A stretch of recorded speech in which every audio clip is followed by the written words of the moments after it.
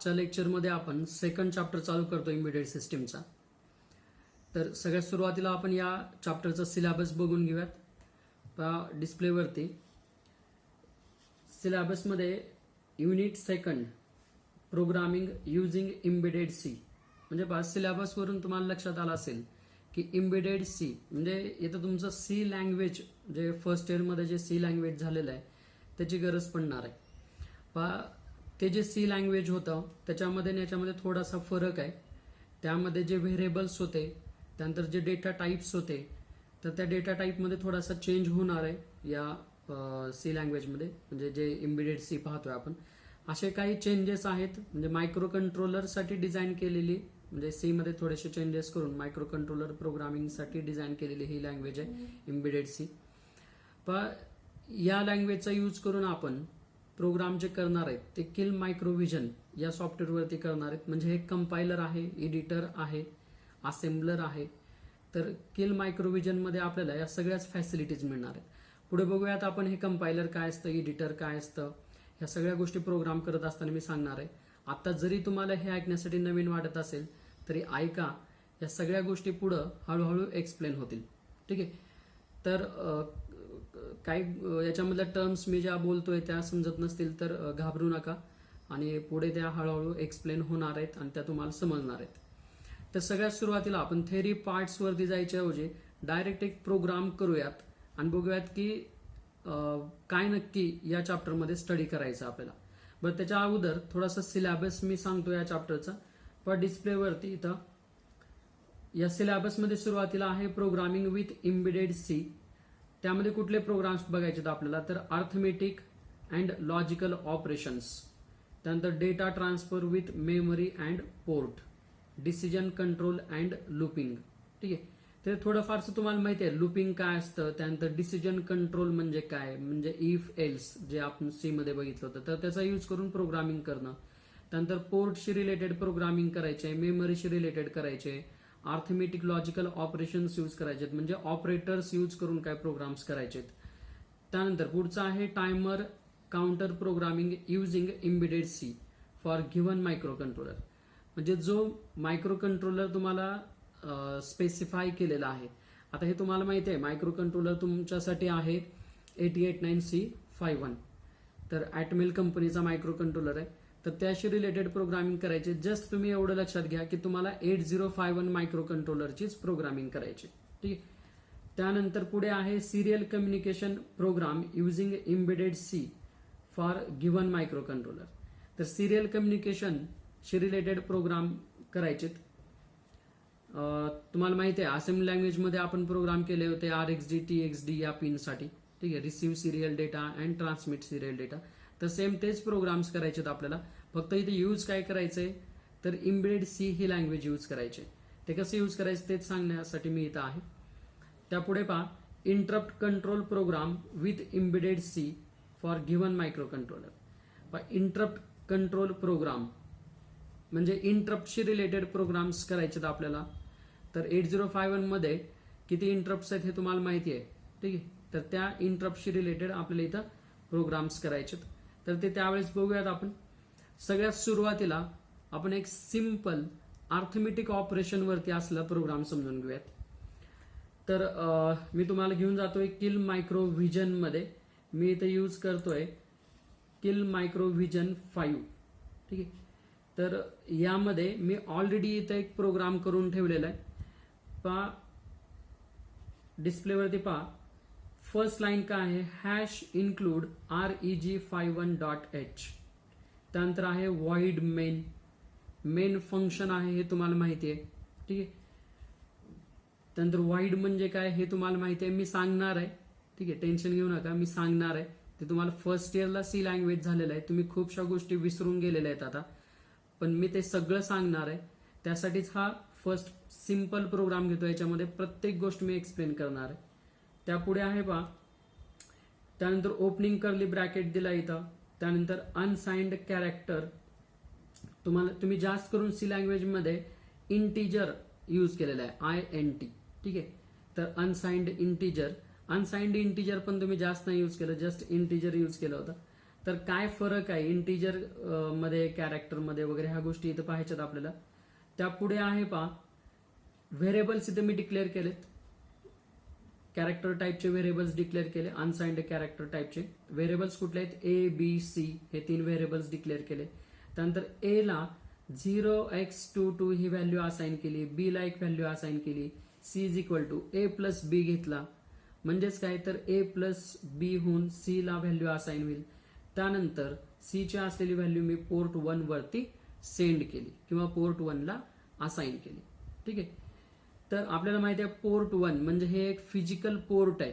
ठीक आहे. इथं व्हॅल्यू असाइन केली म्हणजेच पोर्ट 1च्या बफरमध्ये आपण व्हॅल्यू सेंड केली आणि ती व्हॅल्यू आता आपल्याला भेटणार आहे पोर्ट 1 वरती. जे काय बफरमध्ये असेल म्हणजे त्या पोर्टशी रिलेटेड स्मॉल मेमरी सेगमेंट, तर त्यामध्ये जे असेल ते सगळं डिस्प्ले होतं त्या पोर्टवरती. डिस्प्ले होतं म्हणण्यापेक्षा त्या पोर्टवरती अवेलेबल असतं. त्यानंतर क्लोजिंग कर्ली ब्रॅकेट आणि इथं हा प्रोग्राम संपला. ठीक आहे. आता स्टेप बाय स्टेप एक एक लाईन याच्यामधली आपल्याला समजून घ्यायची काय नक्की. आणि मी इथं तुम्हाला एक फॉर्मॅट सांगणार आहे. या चॅप्टरमध्ये जेवढे प्रोग्राम्स आहेत त्या प्रोग्राम्समध्ये तुम्हाला सेम हा फॉर्मॅट यूज करायचा आहे. खूप काही चेंजेस नाही आहेत. ठीक आहे. फक्त तुम्ही बेसिक नीट समजून घ्या याच्यामध्ये. ते बेसिक एकदा चांगलं समजलं की तुम्ही प्रत्येक प्रोग्राम करू शकणार आहेत. ऑलरेडी तुम्हाला 8051 मायक्रो कंट्रोलरचं नॉलेज आहे, म्हणजे हार्डवेअरचं पूर्ण नॉलेज आहे. फक्त तुम्हाला इथं कॉन्सन्ट्रेट करायचं आहे की जे आपण असेंब्ली लँग्वेजमध्ये प्रोग्राम्स केले होते ते प्रोग्राम्स इथं आपल्याला सी लँग्वेजचा यूज करून करायचे. आणि असेंब्लीपेक्षा हे सोपं आहे. ठीक आहे. जर समजून घेतलं तर सोपं आहे. बरं चला आपण आता फर्स्ट लाईन कडे जाऊया त्या प्रोग्रामच्या. फर्स्ट लाईन काय आहे, हॅश इन्क्लूड reg51.h. तर ही लाईन काय आहे नक्की, तर हॅश इन्क्लूड याचा यूज करून आपण एखादी डायरेक्टरी ऍड करू शकतो. तर इथं कुठली डायरेक्टरी ऍड केली, reg51.h ही डायरेक्टरी ऍड केली. आता नक्की ही डायरेक्टरी म्हणजे काय याच्यावरती खूपसं बोलता येईल, पण मी थोडक्यात तुम्हाला सांगतो. आपण हा जो किल मायक्रो व्हिजन याच्यामध्ये जो हा कंपायलर आहे, या कंपायलरला आपण सांगितलं की आम्ही पुढे ज्या काही कमांड्स यूज करणार आहेत त्या कमांडमध्ये जे काही कीवर्ड्स यूज करणार आहेत, फॉर एक्झाम्पल P1, तर P1 हे एक पोर्ट आहे. ठीक आहे. हे त्या कंपायलरला कसं समजणार, तर reg51.h याच्यामध्ये ते मेन्शन केलेले आहे की P1 हा एक कीवर्ड म्हणून घ्यायचा आहे आणि ते एक पोर्ट आहे, ते एक बफर आहे 8 बिटचं. तर हे इन्फॉर्मेशन या कंपायलरला कोण देणार आहे, reg51.h हे प्रोव्हाइड करणार आहे. ठीक. त्यानंतर कॅरेक्टर. ठीक. तर CHAR character, simple C language जर बघितलं तर त्याच्यामध्ये कॅरेक्टर साठीचा मेमरी स्पेस वेगळा आहे, इंटिजरचा मेमरी स्पेस वेगळा आहे, फ्लोटचा वेगळा आहे. ठीक आहे. पण या ठिकाणी कॅरेक्टर असेल, इंटिजर असेल, मग साइंड कॅरेक्टर असेल, अनसाइंड कॅरेक्टर असेल, साइंड इंटिजर असेल, अनसाइंड इंटिजर असेल, तर यांच्यासाठी नक्की किती मेमरी स्पेस रिझर्व्ह करायचा आहे मायक्रो कंट्रोलरमध्ये. ठीक. याची इन्फॉर्मेशन reg51.h मध्ये दिलेली आहे.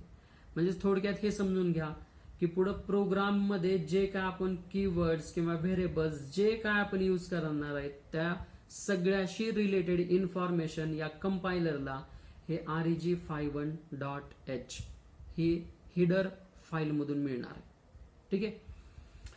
तर याच्यावरती भरपूर बोलता येईल, पण मी थोडक्यात घेऊन जातो तुम्हाला.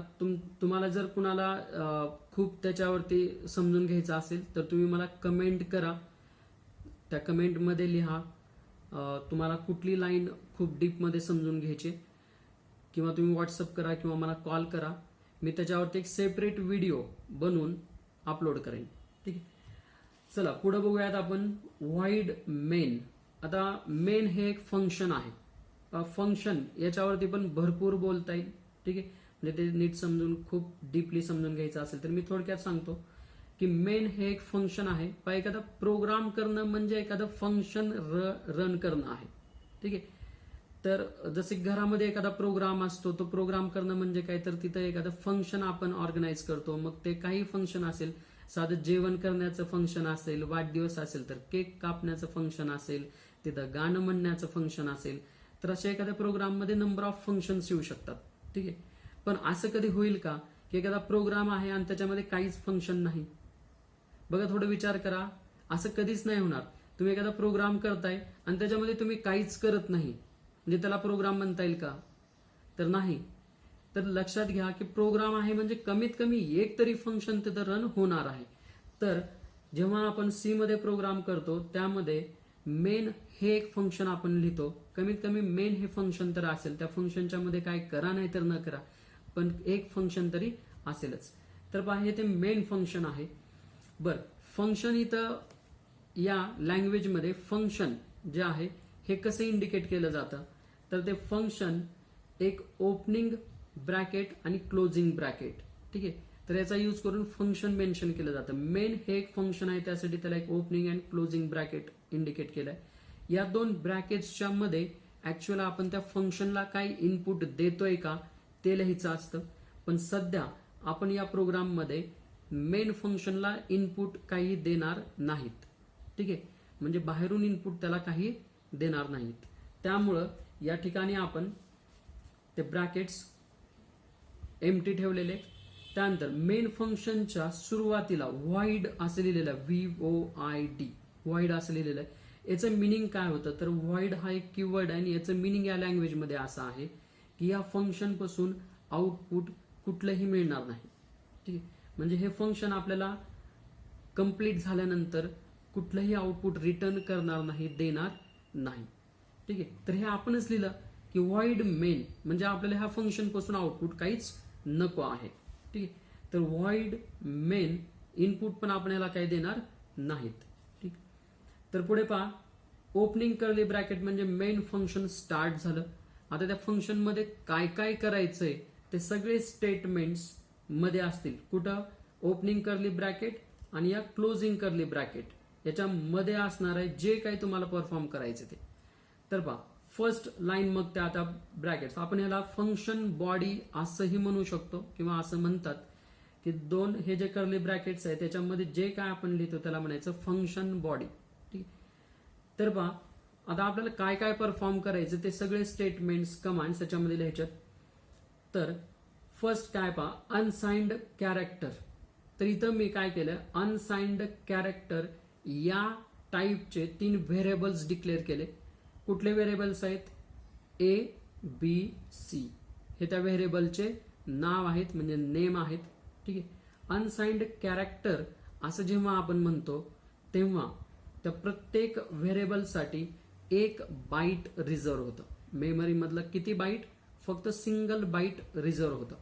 म्हणजे ए साठी मेमरी मधलं म्हणजे जी रॅम मेमरी आहे त्या रॅम मेमरी मधलं फर्स्ट अवेलेबल असलेलं जे बाईट आहे ते रिझर्व केलं जातं. कुठल्या नावानं? ए. त्यानंतर दुसरं बाईट बी या नावानं, तिसरं बाईट सी या नावानं. सेम असंच साइंड कॅरेक्टर हा डेटा टाईप अवेलेबल आहे. त्यानंतर इंटिजर हा डेटा टाईप अवेलेबल आहे. अनसाइंड इंटिजर हा डेटा टाईप अवेलेबल आहे. तर पहा, सी मध्ये कुठले कुठले नक्की डेटा टाईप्स अवेलेबल आहेत ते मी तुम्हाला शो करतो इथं. तर तुम्ही जे रेग्युलर बुक यूज करता त्यामधूनच मी हे तुम्हाला दाखवतोय, म्हणजे तुम्हाला समजण्यासाठी सोपं जाईल. पहा, कॅरेक्टर पहा डिस्प्लेवरती, कॅरेक्टर किती बीटचा आहे? 8 बीट. म्हणजेच बाईट मध्ये जर बघितलं तर किती झालं? 1 बाईट. तर सिंपल जेव्हा आपण कॅरेक्टर असं लिहितो तर तेव्हा 1 बाईट रिझर्व होतं. अनसाइंड कॅरेक्टर लिहिलं तरी पण 1 बाईटच रिझर्व होतं, ठीक. त्यानंतर मग दोन्हीमध्ये फरक काय नक्की? तर सिंपल कॅरेक्टर असं जर लिहिलं तर त्याची रायटिंग रेंज आहे त्याच्या अंडर आपण नंबर्स कुठपर्यंत लिहू शकतो? -128 टू +127, म्हणजे पॉझिटिव्ह आणि निगेटिव्ह नंबर्स दोन्ही लिहू शकतो. पण जेव्हा आपण अनसाइंड कॅरेक्टर म्हणतो तेव्हा सगळे पॉझिटिव्ह नंबर्स येतील 0 to 255, ठीक. ऍक्च्युली पहा, कॅरेक्टर हे जे आहे हे यूज केलं जातं एखाद्या लेटरसाठी. पण इथं आपण 8051 मध्ये कॅरेक्टर हा डेटा टाईप लेटरसाठी ऍज वेल एज आपण हा यूज करणार आहेत नंबर्ससाठी, ठीक आहे. कारण जेव्हा आपण इथं कॅरेक्टर म्हणतो तेव्हा जेव्हा आपण एखादं लेटर असाइन करतो तेव्हा त्या लेटरचा ASCII कोड त्याला असाइन होतो आणि जेव्हा आपण नंबर असाइन करतो तेव्हा त्याला सिंपल बायनरी नंबर असाइन होतो. त्यानंतर आहे इनम याच्यासाठी 2 बाईट रिझर्व केले जातात. त्यानंतर शॉर्ट याच्यासाठी 2 बाईट रिझर्व केले जातात. आणि हे सगळे साइन्ड आहेत, त्याच्यामुळे याच्यामध्ये मायनस टू प्लस या रेंजमधले आपण नंबर्स लिहू शकतो. त्यापुढे आहे अनसाइन्ड शॉर्ट. याच्यामध्ये पण 2 बाईट रिझर्व होतात, पण अनसाइन्ड असल्यामुळे त्याच्यामध्ये आपण फक्त पॉझिटिव्ह नंबर्स असाइन करू शकतो. 0 to 65,535. ठीक आहे, हा नंबर तुम्हाला ओळखीचा आहे. 1 किलो डिजिटल मधलं 1 किलो म्हणजे त्याची ऍक्च्युअल व्हॅल्यू होते 65,535 मराठीमध्ये. तर हे 65,535. ठीक. त्यानंतर इंट सिंपल, जेव्हा आपण इंट लिहितो तेव्हा 2 बाईट रिझर्व होतात. म्हणजे पहा, जर तुम्हाला सिंगल बाईटचा नंबर स्टोअर करायचा आहे आणि तुम्ही तिथं व्हेरिएबल डिक्लेअर करताय इंट या डेटा टाईपचा यूज करून, तर तुम्ही 2 बाईट रिझर्व करताय, ज्याच्यामधलं 1 फक्त एकच बाईट यूज होणार आहे ऍक्च्युली. तर हे समजून घ्या, प्रोग्राम करत असताना विनाकारण इंट लिहायचं नाही. जर तुमचा 16 बिटचा नंबर असेल तर इंट हे डेटा टाईप यूज करा. जर 16 बिटचा नंबर नसेल तर इंट हे डेटा टाईप यूज करू नका, कॅरेक्टर हे यूज करा. ठीक आहे. आणि युजली आपण 8051 मायक्रो कंट्रोलर मध्ये 8 बिटचेच ऑपरेशन्स करतो जास्तीत जास्त, त्याच्यामुळे कॅरेक्टर हे डेटा टाईप यूज करायचं. पहा, नीट लक्षात घ्या मी काय सांगतोय. 8051 चा प्रोग्राम करत असताना युजली आपल्याला इंट वापरायचं नाही, तर काय वापरायचंय, कॅरेक्टर वापरायचंय. कारण कॅरेक्टर या डेटा टाईपसाठी 1 बाईट फक्त रिझर्व होतं. ठीक आहे, आणि ते पूर्ण बाईट आपण यूज करू शकतो. त्यानंतर जर तुमचं 16 बिट ऑपरेशन असेल तर इंट हे वापरा, नाहीतर नका वापरा.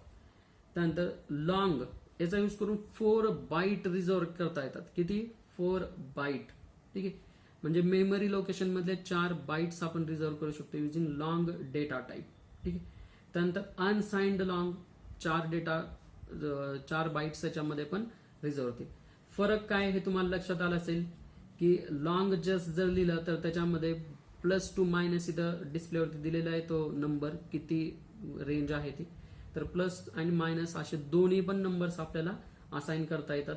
आणि जर जस्ट अनसाइन्ड लॉंग असं लिहिलं तर पॉझिटिव्ह नंबर्स फक्त आपण असाइन करू शकतो. ठीक आहे, त्याच्या पुढे जाऊयात आपण, थोडंसं इथंच समजून घेऊयात. पहा काय अजून डेटा टाइप्स आहेत याच्यामध्ये यूज करायचे, ज्यामध्ये आहे बीट.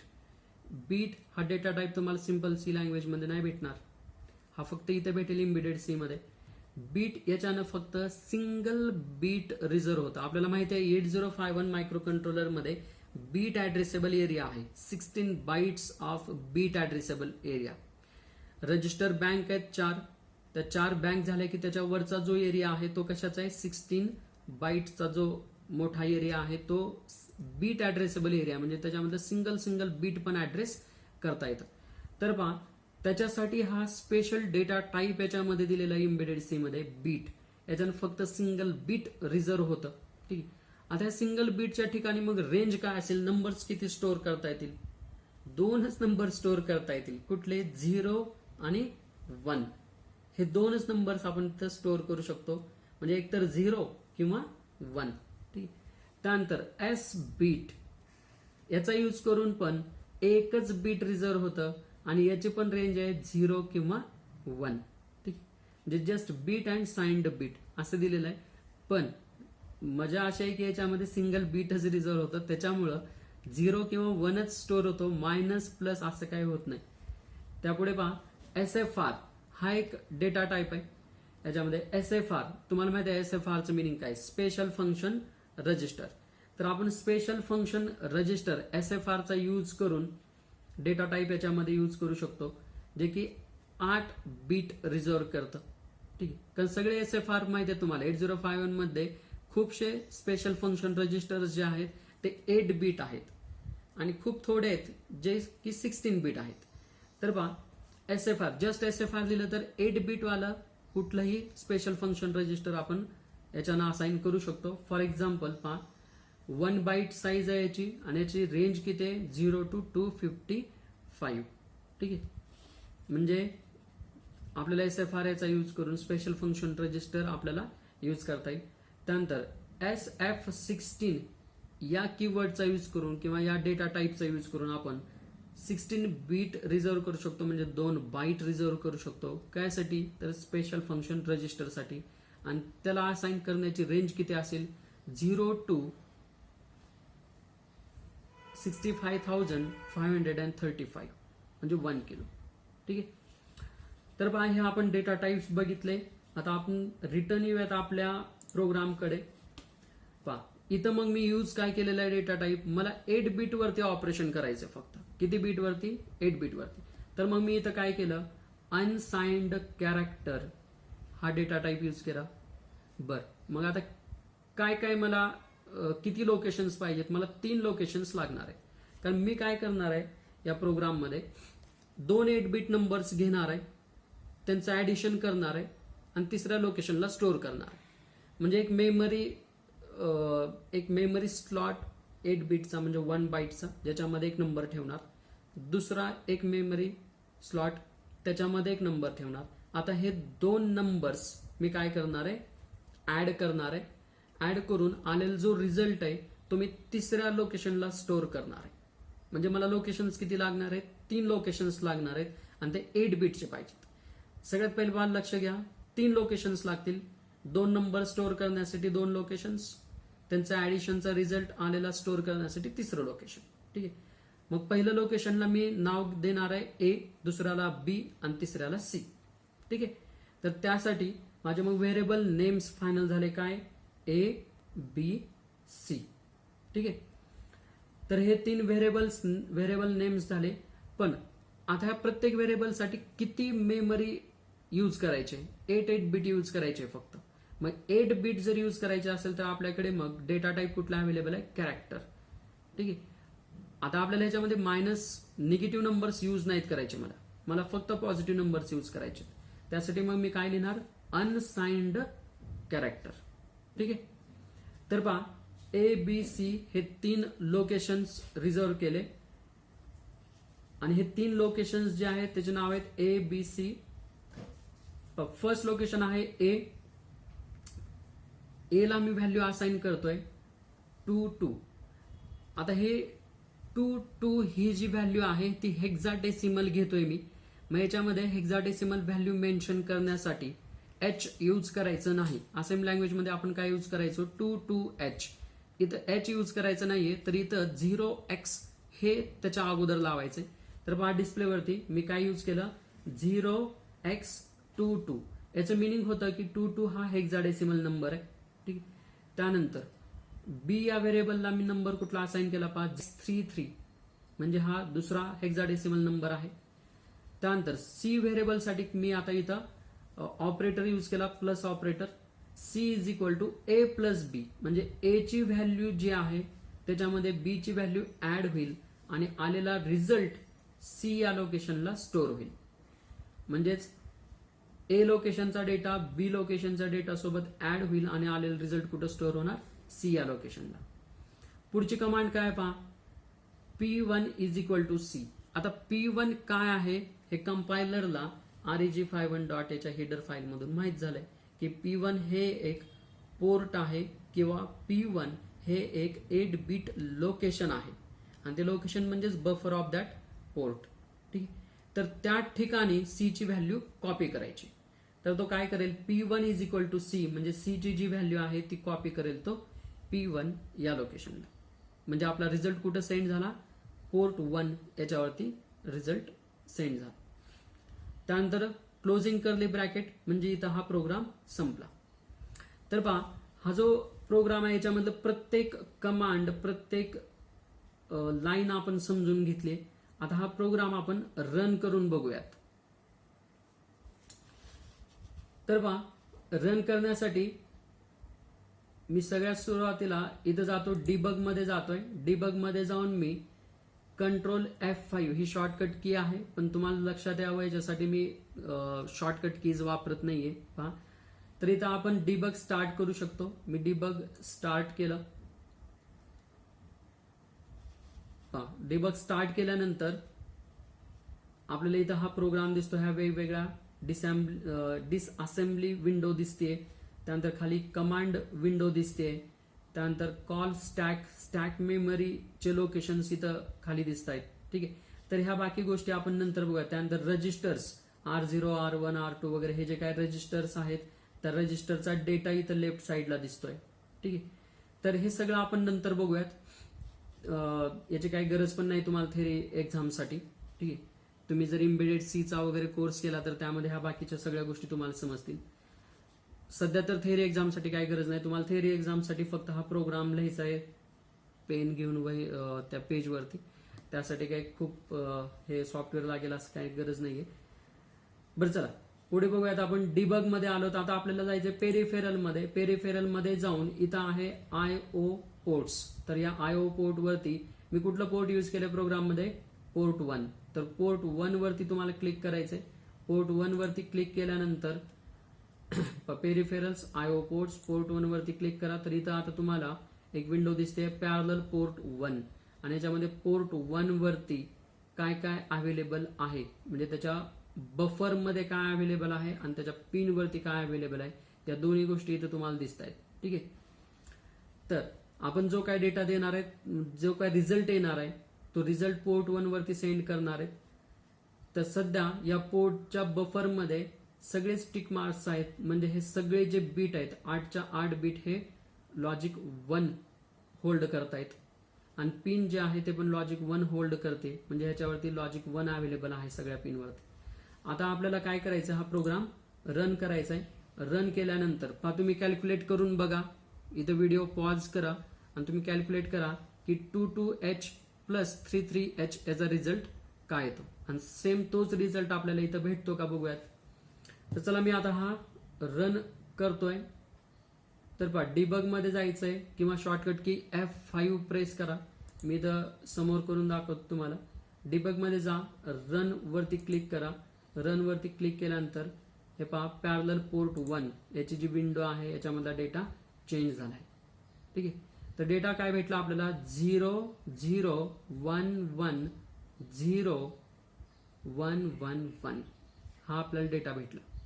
ठीक आहे, तर पहा तुम्ही ऍडिशन करून बघा म्हणजे याचा हेक्साडेसिमल मध्ये सांगायचं झालं तर 37H हा डेटा आपल्याला भेटलाय.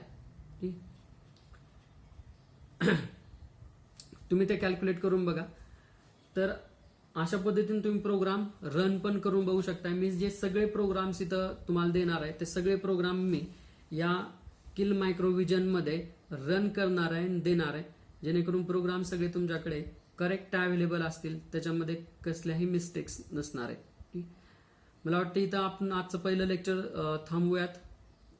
याच्यामध्ये हे लेक्चर तुम्ही परत बघा. काय प्रॉब्लेम्स असतील तर मला कमेंट मध्ये विचारा.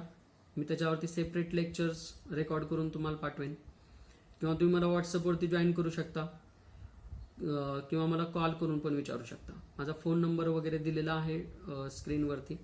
ठीक आहे, तर भेटूयात आपण आता पुढच्या लेक्चरमध्ये.